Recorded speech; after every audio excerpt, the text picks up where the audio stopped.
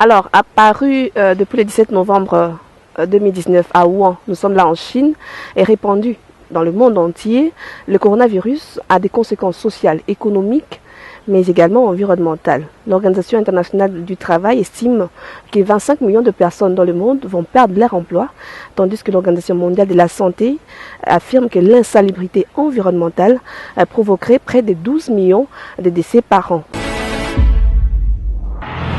Vous l'aurez compris, chers téléspectateurs, aujourd'hui votre mag écologique va s'apaisantir sur les défis environnementaux qui seront causés par le coronavirus. Pour en parler aujourd'hui, votre mag reçoit M. Jean Mangalibi, il est de la société civile, il est, on va dire, coordinateur de l'ONG Les Amis et du Jardin, de la Nature. De la Nature et des Jardins. Monsieur Jean Mangalibi, bonjour. Bonjour madame. Merci d'être avec nous aujourd'hui pour parler de cette question qui est d'actualité mondiale, s'il faut le dire comme ça. Alors, la RDC est malheureusement touchée par la crise sanitaire due au coronavirus. Les défis environnementaux sont énormes. À Kinshasa, vous le savez. À côté de cette maladie, à côté de cette crise, il y a également la question de l'insalubrité qui bat son plein. Alors, quel est votre avis d'entrée des jeux par rapport aux défis qui attendent notre pays du point de vue environnemental, on va dire en lien avec cette pandémie? Alors par rapport à la pandémie coronavirus, bon, j'ai toujours dit qu'il fallait que ça arrive chez nous. Il fallait que ça arrive. Il fallait que ça arrive. Bien que les réalités sur le terrain, Dieu a mis sa main. Okay. Il a tout bloqué. Okay. Tenté de semer la confusion. Tant mieux. Et que cela devait permettre à nos autorités de faire un état de lieu sur la manière dont ils avaient géré avant la pandémie. Okay. Et comment ils vont gérer après la pandémie. Ça, c'est ce qui devait être réellement fait. Alors, quand on regarde les choses en face sur le terrain, c'est pas ce qu'on est en train de vivre. Malheureusement. Voilà. Et là, normalement, il y a... moi, j'ai même peur qu'après cette pandémie, que nos autorités ne puissent pas être à mesure de gérer les choses comme il se devait, en sachant que là, le comportement de l'homme va changer et que comme il y a des lois, parce que l'avantage du Congo, il y a des lois, et qu'il y a un souci par rapport à la mise en application. Et souvent on a peur des décisions impopulaires. Or, une décision impopulaire, si c'est bien communiqué, ça devient salutaire. Okay. Mais comme là, bien qu'impopulaire, mais il faut savoir exactement approcher la population pour lui expliquer. À ce moment-là, la manière la plus claire possible. Voilà. À ce moment-là, la population va adhérer. Et vous allez voir qu'étant donné tout le Congolais veut à ce que ces pays aillent. Tous les Kinois veulent à ce que Kinshasa redevienne Kin-Label. Mais pour que Kinshasa puisse devenir Kin-Label, comme on est dans Kinshasa, il faut que Kin-Label quitte les slogans. Parce qu'aujourd'hui, Kin-Label, c'est un slogan, c'est une campagne. En réalité, étant donné Kin-Label, c'est dans la Constitution, pour dire que on devait faire en sorte que les Congolais ou les Kinois, excusez-moi, les Kinois, puissent porter cela dans leur cœur. Au-delà d'être un slogan, il faudrait que chacun puisse s'imprégner, s'approprier cette... Ça ne devait pas être un slogan. Normalement, ça devait être quelque chose qu'on devait communiquer à la population pour qu'ils puissent s'en approprier. Alors aujourd'hui, effectivement, nous sommes chez vous, ici nous sommes dans la commune de la Gombe. Malheureusement, la commune de la Gombe n'est pas épargnée par l'insalubrité. Lorsqu'on avait décidé de la mise en quarantaine de cette commune, beaucoup en tout cas pensaient qu'après des travaux seront faits, on va dire d'assainissement seront faits de manière régulière pour pouvoir défaire cette vitrine en fait, de la ville de toute cette insalubrité qui pilule à travers les grandes artères. Malheureusement, on constate qu'il a été opéré dans un premier temps des travaux de désinfectation. Mais est-ce que c'est de manière continuelle, vu qu'elle était gombée, dites-nous est-ce que c'est de manière continuelle, parce qu'après, le tableau, il est très peu réalisant en tout cas. Bon, moi je sais que j'habite à Gombe, mais je vais à Gombe tous les jours. Ok. Bon, j'ai travaillé à Gombe. Les 3 quarts de mes temps ici à Gombe. Okay. Quand on regarde les choses telles que ça évolue, ce que l'autorité doit arriver à savoir, boulevard du 30 juin n'est pas tout Gombe. Effectivement. Voilà. Il est important dans les moments pareils où l'autorité devait avoir un regard sur chaque avenue pour savoir exactement comment les choses sont en train de se Devant passer. chez vous ici, c'est Bon, pas voilà. très bon à voir en tout cas. Ça c'est un exemple. Il y a où qu'on a eu même à informer les autorités par rapport aux inciviques qui continuent à déverser leurs déchets là. Mais bon, ils disent ils ne viennent pas agir. J'ai même les photos des personnes qui jettent ces ordures, mais bon, comme l'autorité ne sait pas agir, moi je ne peux pas arrêter la personne. Je suis là juste pour informer, dénoncer, mais je n'ai pas le pouvoir d'arrêter une personne. Mais ces personnes dont vous faites allusion sont des personnes qui habitent Gombe, n'est-ce pas? Bon, ce sont des pousse-pousseurs. Okay. Quand ils vont ramasser dans des maisons, et puis l'endroit qu'ils ont trouvé qui même si j'étais, ils ne seront pas dérangés, c'est cet endroit-là. C'est toi, tu vois que cet endroit devient un dépotoir. Monsieur, je pense quand même qu'il y a un problème, comme vous l'expliquez tantôt, c'est un problème de mentalité, je crois. Parce que si, il faudrait qu'on attende que l'autorité vienne faire son travail, on va peut-être attendre longtemps. Pourquoi ne pas aujourd'hui penser qu'il faudrait que chacun de nous comprenne d'abord que ces déchets, où vont mes déchets? Il faut déjà qu'on se pose ce genre de questions. Que chacun, quand il donne aux pousse-pousseurs, il faut qu'il se pose il va les évacuer ou il va en faire quoi? C'est une question donc elle ne se pose peut-être pas. Bon, avant d'en arriver à l'autorité. Mais en fait, tu sais, le problème avec les Kinshasa ou le Congo-Kinshasa, c'est quand on parlait par rapport à la salubrité, il y avait un projet qui était venu, qu'on appelait, je crois, projet Paris. Paro à l'époque, oui. Oui, avec l'Union européenne. Voilà, ils avaient construit des stations de transit dans 9 communes. Okay. Et puis quand Paro est parti, bon, on sait que la manière dont les gouverneurs dans l'État avaient géré, voilà, tout ça. Et aujourd'hui, moi qui me dérange, c'est de voir les stations de transit sont devenues, si ce n'est pas des bars, ce sont des stations d'essence. Tu vois. Mais pas tous. Mais en fait, une grande partie. Une grande partie.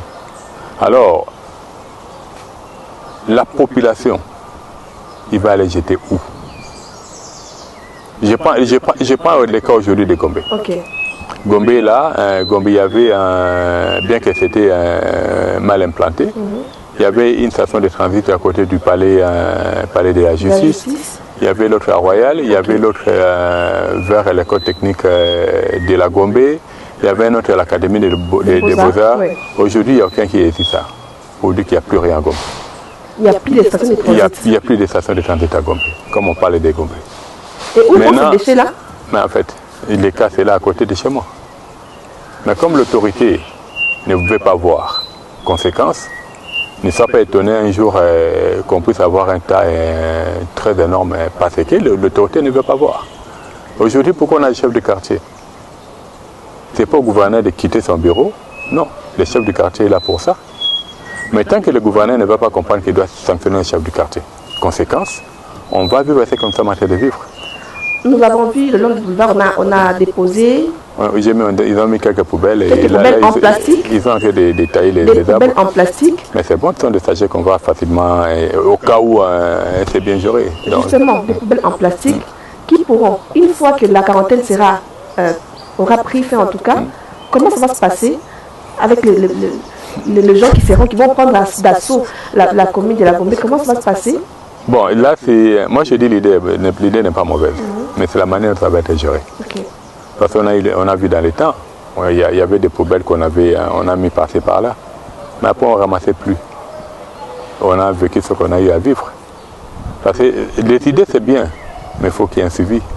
Parce que par rapport avec la propriété, s'il n'y a pas un suivi, c'est regrettable. Voilà. Alors, tant que l'autorité ne comprendra pas que voilà, je viens de mettre des sachets poubelles et qu'au moins tous les jours, il y a le véhicule qui doit circuler même tous les 2 heures. Quand c'est plein, il évacue, il change. Tant qu'il ne comprendra pas cela, ne t'en fais pas, la saleté va encore, ça va être encore plus dégueulasse que maintenant. Mais à côté, il faudra que ces sachets soient biodégradables. Bon, j'espère que je n'ai pas vu. J'espère qu'ils ont fait le bon choix par rapport à tout cela. Okay. Parce que s'ils ne l'ont pas fait, bon, ça c'est à eux de voir et ils vont payer les conséquences. Bien que dans ces conséquences-là qu'ils vont payer, bon, c'est la planète qui va subir. Pour dire qu'aujourd'hui, il faut réfléchir autrement. C'est nous qui va en pâtir. Alors, amis de la nature, vous êtes, Quel est votre regard, votre avis sur le fait qu'il y a des bouteilles plastiques qui pullulent dans le grand caniveau de Kinshasa? On est par exemple à Limité, à la 13e rue, on voit un tas de sachets comme ça, des bidons en plastique dans les caniveaux. Qu'est-ce que vous faites pour alerter, pour conscientiser la population et pour révéler également l'autorité par rapport à cette situation? Bon, d'abord, je crois qu'il y a une édite qui existe déjà. Oui, effectivement. Par rapport à l'interdiction d'utilisation de bouteilles en plastique qui existe. Oui. Mais si l'autorité n'est pas capable de mettre en application, ou s'il dit qu'il n'est pas capable de mettre en application, il devait apprendre à la population comment les gérer juste après. Okay.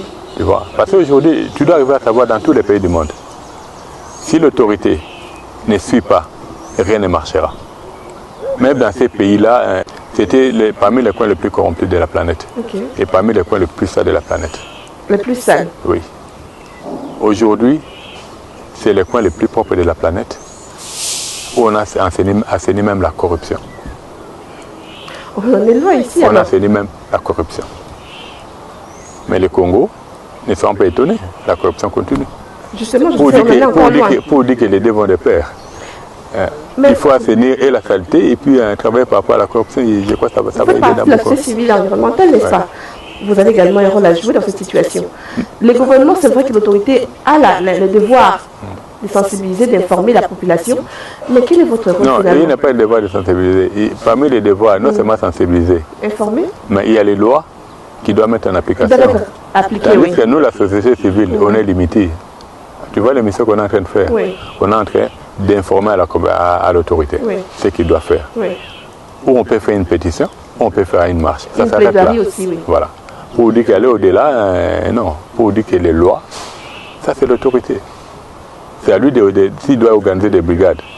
En sachant que nous sommes dans un pays où il y a un service qui a existé, qu'on appelle le service d'hygiène. D'hygiène à l'époque. Mais ils sont là dans leur bureau, ils ne font rien, mais ils sont payés. Le marché central de Kinshasa, vous êtes passé dernièrement vers l'avenue Bokassa pour voir les tableaux critiques qu'il y a alors que nous sommes en plein confinement, nous sommes en pleine crise sanitaire. Qu'adviendra-t-il après de toutes ces personnes qui sont, on va dire, en promiscuité totale? Bon, je sais que pour le marché central de Kinshasa, il paraîtrait qu'ils ont dû enlever une grande partie des tables qui étaient là pour dégager les coins. Bon, moi j'avais dit que c'est une bonne chose, mais il faut aller au-delà. Parce que le marché central a son architecture. Et que dans l'architecture du temps, de l'époque, oui, il n'y avait pas de magasins qu'on a construits tout autour. Si vous cassez les magasins, les tables en bois, il faut casser aussi ces magasins. Ça c'est un des deux. Le long du mur du jardin botanique, il y a aussi des magasins. Oui. Ça n'a jamais existé. Il faut casser tous ces remettre les murs tels que c'était avant. Mais vous savez qu'aujourd'hui, la crise a conduit à des conséquences également économiques. S'il faut, au-delà de la pénurie due à la maladie, ajouter des faits de toutes ces personnes-là, de leurs moyens de production, qui vont faire toutes ces familles-là? On parle des milliers de familles. Bon, c'est cela, quand on est, je dirais, on est gouverneur ou bien on est ministre, ici à Kinshasa, à la ville-province de Kinshasa, il faut avoir une cartographie de tout Kinshasa. Parce que tu peux dire, regarde, j'ai démoli. Parce que la manière dont ça se passait, ce n'était pas correct. Il faut construire d'autres. Parce que là, je crois qu'il y aura des milliers de mamans. Ils ne sont même plus où aller vendre. C'est tout ça le problème. Mais la finalité, ils vont descendre à la cité. À la cité, ils vont descendre vendre où? En sachant qu'aujourd'hui, la majorité des marchés que nous avons, même à la cité, ce sont des avenues que la population a occupées. Parce que la politique qui est là de gérer la cité, aujourd'hui, la manière dont c'est géré, c'est un espace qui était réservé pour une activité publique. La majorité s'est vendue. Oui, ça appartient à des privés. Oui, maintenant ça appartient à des privés. Oui. Parce que l'État lui-même a vendu. Mais l'État a vendu en contrepartie, j'imagine. Bon, l'argent normalement c'est allé dans les poches des autorités qui ont pris la décision. L'argent ne rentre jamais dans la caisse de l'État. Mais ça c'est une réalité. Va par exemple, je te donne un exemple simple, tu vas ici à l'hôpital de Kitambo. Oui. La partie qui était réservée à côté de la maternité. Voilà, non, de l'hôpital. Okay. Il y avait une zone là qui était réservée pour les censeurs de l'hôpital. Oui. Il y a de cela 3 ans, ça a été vendu. À l'autorité urbaine. Oui, allez vérifier si l'argent est entré dans la caisse. Quand tu vas dans Météo, c'est la même chose. Pour dire que je me dis aujourd'hui, on parle de l'État des droits, l'État doit se battre pour récupérer tous ces biens-là. Parce qu'une grande partie de la manière dont ça a été vendu, ça n'a jamais été désaffecté. Or, un bien du domaine public, avant que ça soit vendu, il doit être désaffecté. Mais pour arriver à désaffecter aussi, il faut qu'il y ait une raison. Il n'y a pas de raison. Au Hôpital Guitamo, je n'ai jamais vu des raisons pour qu'on ça devait être désaffecté. Quand je vais à la météo, c'est la même chose. Pour dire que tout ça, normalement, ça fait assez qu'au lieu d'étendre la ville vers Maluku, vers là où c'est encore non urbanisé, voilà, vous allez voir que tout le monde est obligé de se confiner. Aujourd'hui, excusez-moi, on parle de la stabilité. Ce qui est en train de m'écœurer maintenant, quand je vois par exemple la route de poids lourd. Oui. Même les 20 mètres qu'on avait laissés pour l'utilité publique. Oui. Aujourd'hui, je ne sais pas comment la ville est en train de faire les choses. Je quitte Poileau, je viens ici sur l'avenue Pierre de Liège. Oui. Tu vas voir, même là aussi, le même comportement incivique que l'autorité a possédé sur Poileau, ils l'ont encore transféré ici. Je me pose la question, mais en fait, donc Kinshasa va être encore plus confiné après le confinement. Donc finalement, en une phrase, on va dire, ou en 2 phrases, à quoi devons-nous nous attendre après cette crise? Moi, je pense d'abord qu'il y aura une crise économique très énorme. Okay. Ça, c'est un des deux. Je ne crois pas que pendant cette période de confinement, on n'a pas pu bien gérer les décharges publiques. Est-ce que quand la vie va reprendre, ils vont y arriver? Ça, c'est pas d'interrogation. De 3, il y avait, je dirais, des bars. Oui. Je prends le cas de Capella. Oui. Je me pose la question parce que jusque là, aujourd'hui, malgré on parle de confinement, Capella continue à fonctionner. Exister, oui. En catimini ou en police. Ces gens-là, ils ont empiété.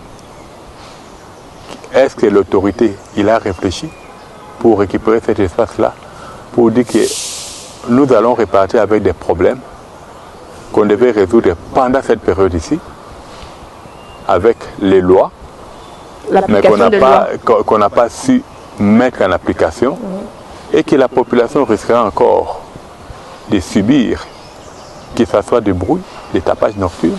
La pollution sonore, oui. Pollution sonore, et puis les risques aussi, parce qu'aujourd'hui, tu sais, des fois quand je circule, je roule aujourd'hui, j'ai pitié des piétons.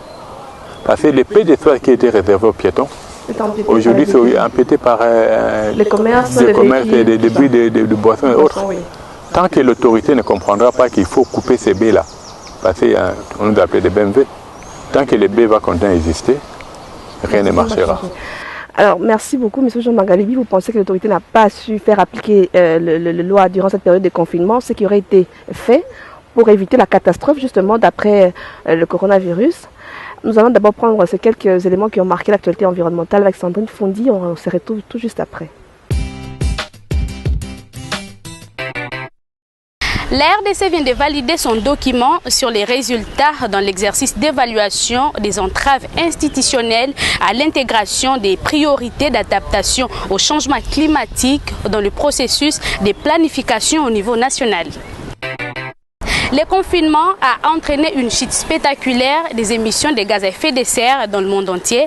C'est ce qu'affirment les scientifiques à l'origine d'une étude, mais ne sont pas optimistes quant à la durabilité de ces phénomènes et estiment qu'il n'aura pas d'effet sur les changements climatiques. Malgré la pandémie qui sévit dans le monde entier, les éco-gardes zimbabwéens ne cessent de poursuivre leur travail et de protéger la faune sauvage et de préserver les zones protégées en cette période difficile que traverse la planète. Une entreprise hollandaise souhaite de remédier au fléau des bouteilles en plastique en se lançant dans une production à base de plantes qui se dégraderait en seulement 1 an. Et pour finir avec l'actu environnement, sachez que le 22 mai de chaque année, l'humanité tout entière célèbre la journée de la biodiversité. Et les thèmes choisis pour cette année et nos solutions sont dans la nature. Cette journée qui sert à sensibiliser le grand public et d'apporter des réponses aux questions sur la diversité biologique.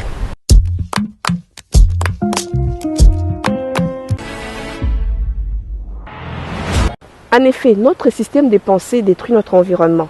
Il faudrait donc changer nos pensées pour pouvoir à la fois protéger notre environnement, mais également nous protéger nous-mêmes.